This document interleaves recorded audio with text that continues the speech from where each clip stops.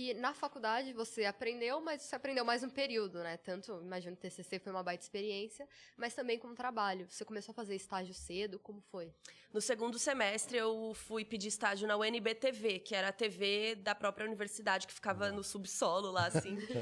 E não tinha vaga de estágio, não tinha nada. Eu falei, mas eu posso só ficar aqui, tipo, hanging, sabe? Aprendendo? E eles falaram, pode. E aí, um dia eu colava na edição, um dia eu colava na produção, e aí eu fui aprendendo. Eu era, tipo, voluntária. Eu nem sei se pode isso hoje em dia, mas eu ficava lá trabalhando de voluntária. Aí eles começaram a me dar uns jobzinhos, uns negócios. E aí, um dia, o chefe lá da UNB-TV falou, Carol, eu consegui uma bolsa de R$300. Você quer? Eu falei, quero. E eu comecei com uma bolsa de R$300. Aí Já eu tava fazendo de graça? Sim, porque eu queria aprender. Porque eu já tava ali mesmo e eu não sei lá, não usava o tempo todo, né? Meu dia inteiro nas aulas. As aulas eram picadas lá na UNB, não é tipo todo dia de manhã. Era uma aula de manhã, uma aula à tarde, uma aula era picado, né? Que você pegava os créditos. Não sei se é hoje ainda. E aí eu falei, vou usar esse tempo pra aprender, né? E aí eu fui trabalhar lá. E aí alguém me lembrou outro dia, a Paty, minha amiga, me lembrou que a primeira coisa que eu comprei foi um All-Star. Que eu, com meus R$300, eu fui comprar um All-Star, tipo, com meu dinheirinho. Aí depois aumentou a bolsa, foi aumentando, mas eu trabalhei lá uns anos. Aí depois eu também achei que já meio que já tinha dado, assim, e queria fazer um estágio diferente. E fui trabalhar no TCU, no Tribunal de Contas da União, na parte de comunicação de lá. Então eu fazia entrevista com deputado, com senador. Ia pro canal Justiça, TV Justiça? Não, era interno do TCU. Então, sei lá, tinha um evento, aí a gente fazia um documentáriozinho sobre tal coisa. Então, já entrevistei, sei lá, Marina Silva, sabe? Umas pessoas assim.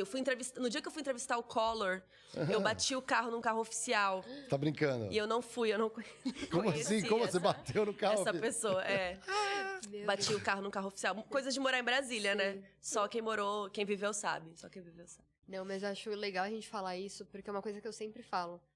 Óbvio que é muito importante a gente estar na faculdade, ter a parte acadêmica, mas eu acho que as experiências que a gente tem no período são muito importantes. Sim. Então, mesmo, vou falar isso, é importante a gente receber pelo nosso trabalho primeiro, mas é muito legal se tem uma oportunidade de abraçar e tentar aprender o máximo possível. E, cara, lá eu aprendi tudo que eu sei, assim, tipo, óbvio que eu me aperfeiçoei, mas lá eu aprendi como editava, eu aprendi como a produtora ligava pra pessoa pra pedir que ela fosse, né, dar uma entrevista. Sim. Eu virei câmera, eu aprendi a fazer corte ao vivo no DTV, aprendi a mexer com teleprompter, tipo, tudo era uma TVzinha pequena, mas tinha um pouquinho de tudo.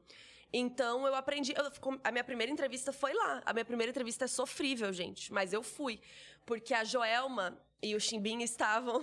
Banda Calypso estavam em Brasília. E ninguém... Eu falei, gente, eles estão aqui em Brasília. Ninguém quer fazer essa pauta, né? E ninguém quis.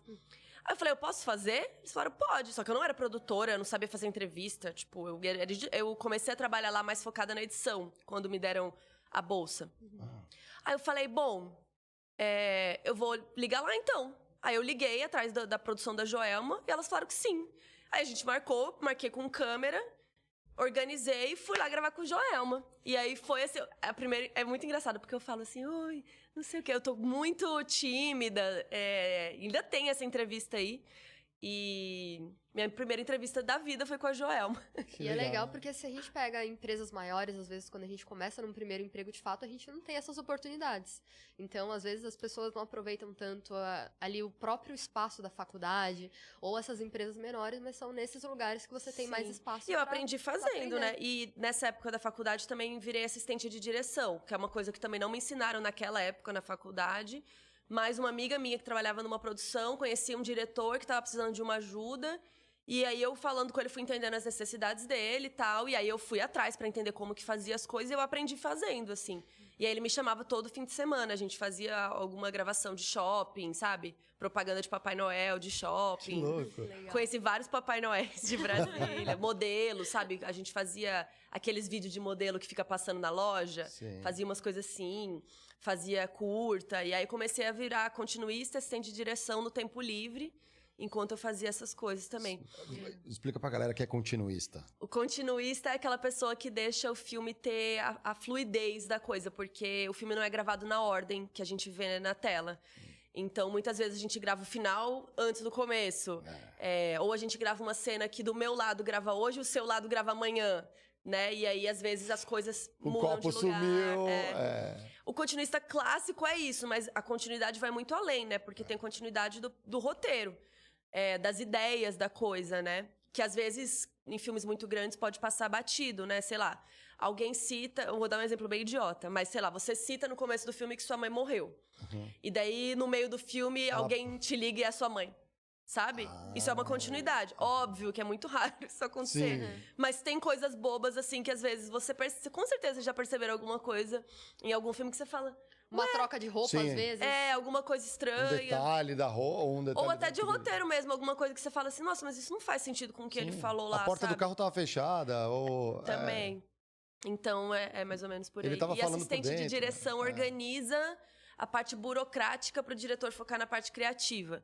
Então, assistente de direção cuida de cronograma, ele vai ver se o ator tá pronto, ele vai chamar, fulano, produção, traz o ator, tá na hora do fulano. Ah, não, deu errado, o ator não tá pronto. Então tá, eu vou adiantar esse outro negócio, vamos fazer outra coisa antes, que enquanto esse ator não pode, e organiza o todo ali pra coisa fluir. Tipo, o diretor precisa de um negócio agora, do nada. Eu falo com a produção, e aí ela me fala, eu vou ter tal hora. Então eu organizo essa cena pra ser tal horário, porque eu... Tem um pouco a ver com o cronograma. Pouco não, muito a ver com o cronograma da coisa. E o diretor nem fica sabendo. Ele só fala, tá, o que é agora? Né? Porque a gente já conversou isso antes. E no dia ele não fica olhando pra ver o que é o próximo, né? Qual que é a hora de almoçar? Essas coisas. Tem então, algumas necessidades que o ator uma hora tem que parar, né? É que o nome assistente de direção parece que a pessoa fica lhe dando cafezinho, né? Mas não tem nada a ver. Inclusive, já deviam ter mudado esse nome, porque não tem nada a ver. É isso, é meio que cuidar da burocracia ali, da coisa chata, pro diretor focar e ser criativo. E aí, curtiu esse corte? Então comenta aí, o que foi de tão incrível pra você? Vem que eu te espero na próxima live, hein?